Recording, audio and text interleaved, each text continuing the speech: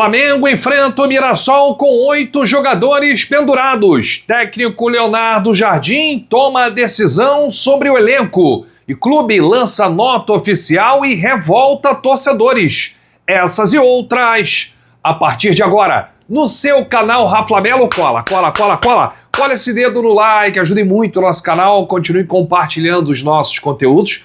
Se você ainda não é inscrito, aqui embaixo tem um botão. É muito importante a sua inscrição para o crescimento do nosso canal. Não se esqueça sempre de ativar o sininho para receber todos os nossos vídeos. Flamelo 81 nossas redes. Vem comigo, assiste até o final, não pule esse que é uma parte, porque tem muita informação do rubro-negro mais querido do Brasil e do mundo, e o elenco realizou mais uma atividade na manhã desta sexta-feira. A notícia boa ficou por conta do retorno do meio-atacante Luiz Araújo, que treinou sem nenhum problema e deve ser relacionado para o compromisso de domingo, 18h30, contra o Mirassol. Bruno Henrique será preservado contra o Mirassol, porque ele recebeu uma pancada aí, né? Ainda está sentindo dores e será preparado para o confronto da volta, do segundo jogo das oitavas da Libertadores da América, na próxima quarta-feira, no Maracanã, contra o Cruzeiro. No departamento médico estão Alexandro, Vitão e Cebolinha. Cebolinha deve sair, porque foi um quadro gripal que tirou o atacante dos 2 últimos jogos. Ele já está se sentindo bem melhor.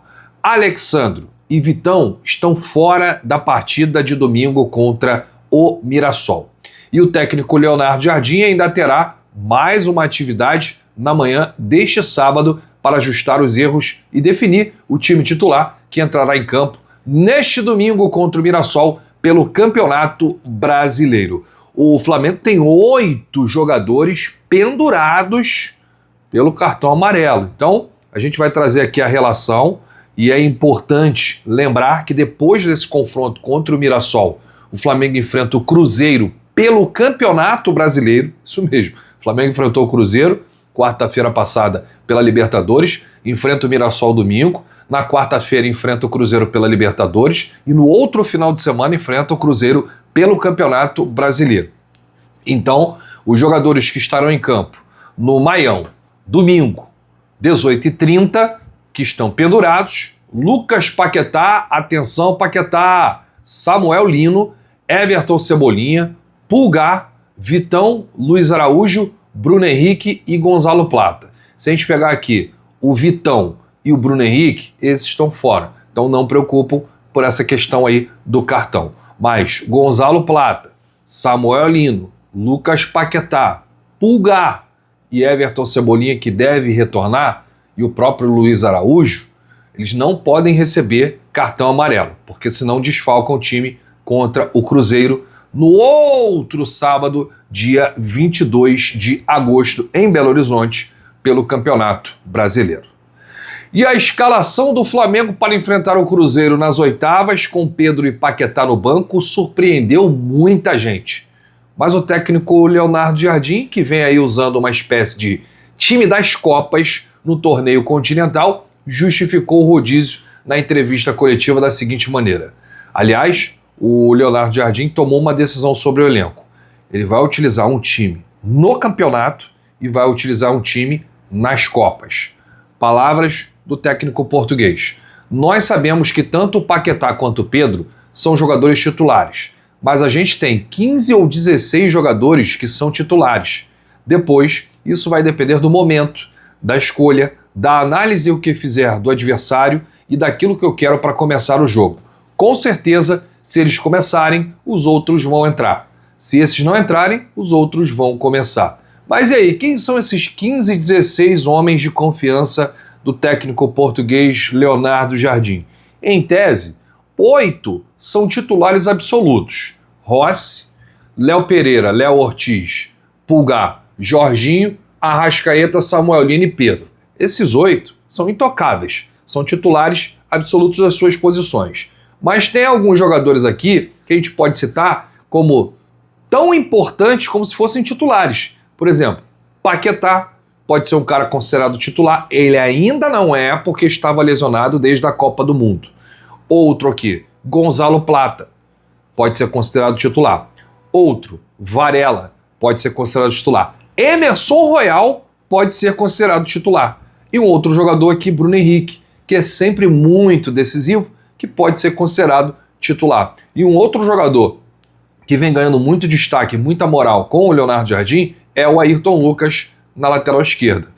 Para mim é um jogador de altos e baixos, né? Não é assim um jogador extra série, extra classe, né? Um craque ali da posição.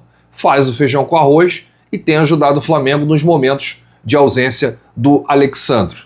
Porém, o técnico Leonardo Jardim conta aí com 15, 16 jogadores que ele considera titulares nesse elenco. E você concorda com o técnico do Flamengo?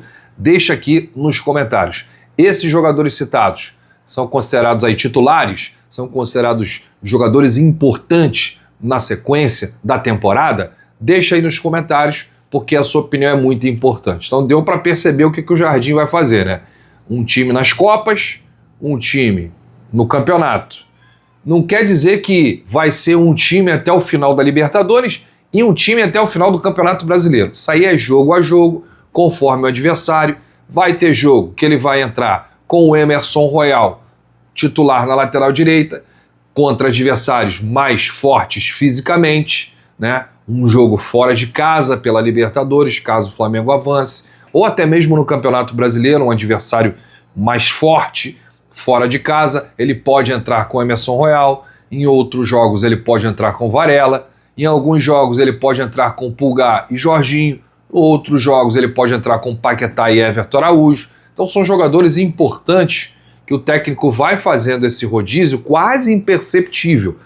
Eu digo quase imperceptível porque no último jogo contra o Cruzeiro pela Libertadores foi perceptível, porque o torcedor falou assim, ué, cadê o Pedro no ataque? Não tô entendendo nada. Bruno Henrique no ataque? Ué, cadê o Varela na direita? Emerson Royal?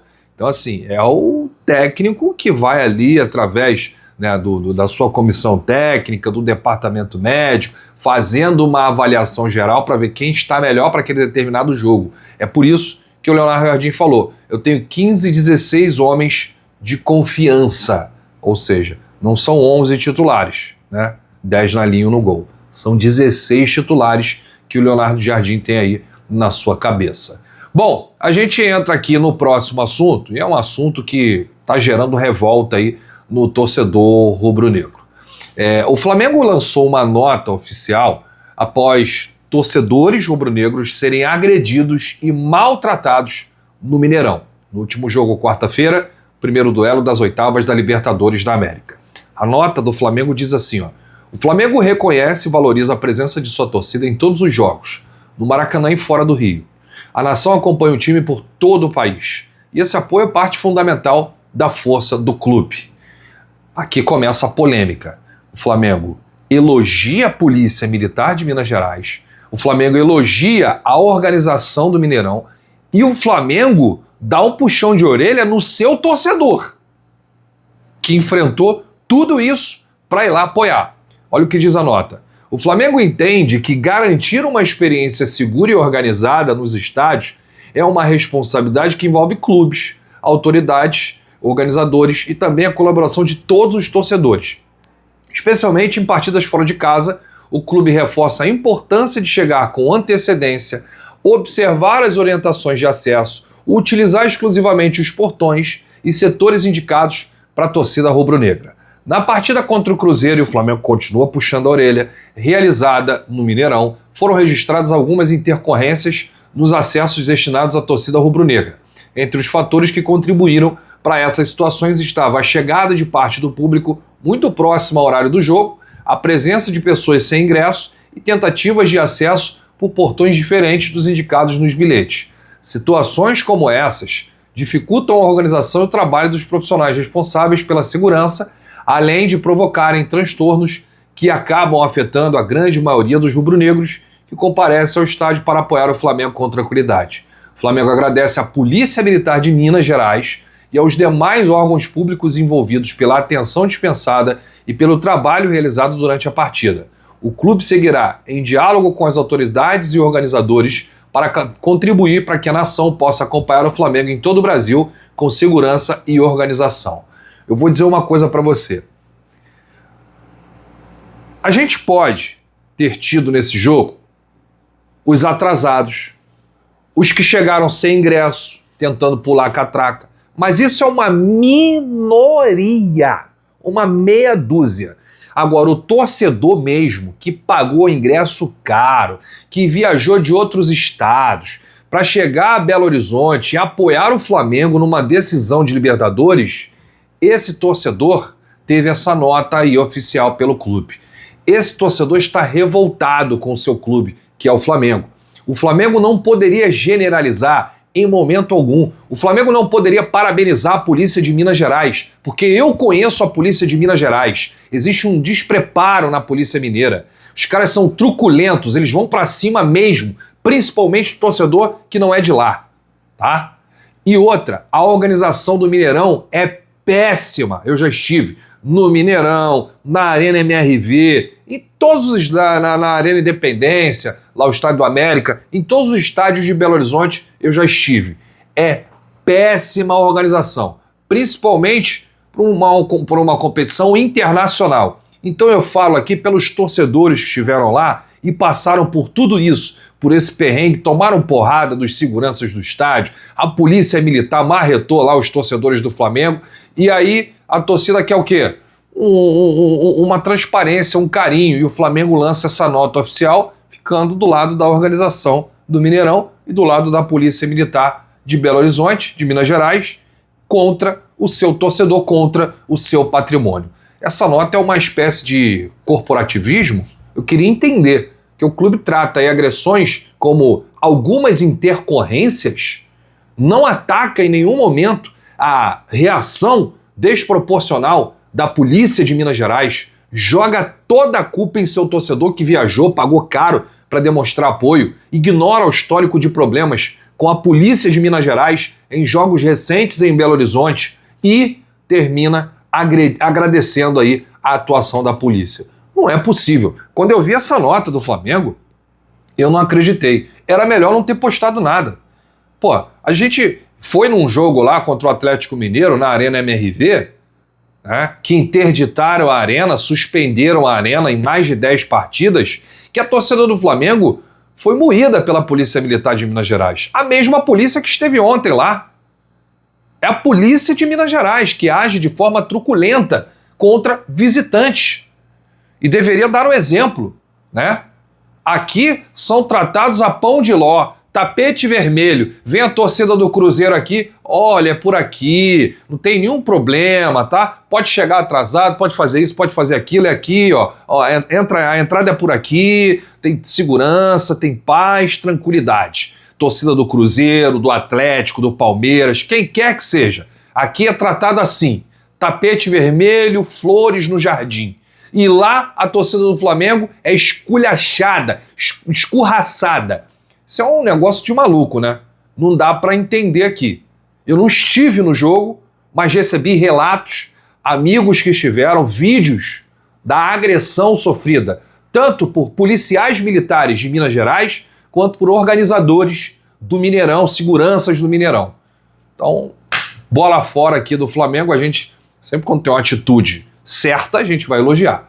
Quando tem uma atitude errada, a gente vai criticar. Então, pegou mal aí essa nota do Flamengo que revoltou seus torcedores, né? Porque, olha só, gente, você dizer que a culpa é de quem chega atrasado, é de quem vai para o jogo sem ingresso, o Flamengo está dizendo que todo mundo chegou atrasado, todo mundo foi para lá sem ingresso, todo mundo foi tumultuar, né? E aplaudiu a Polícia Militar de Minas Gerais e a organização do Mineirão. Não sei mais nada do que está acontecendo.